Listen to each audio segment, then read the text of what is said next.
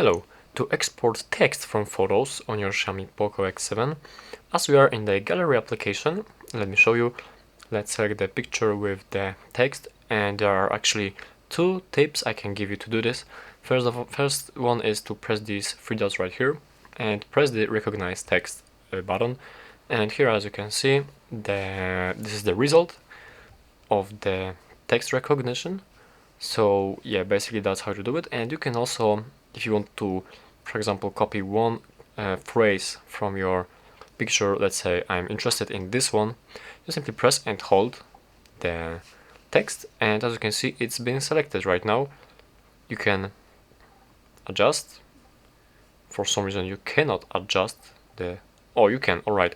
So you just adjust the text you want to copy, and you press copy and share. You have the extract option also, and you can select all of the text that is appearing, that is recognizable by the application. So that's how to do it.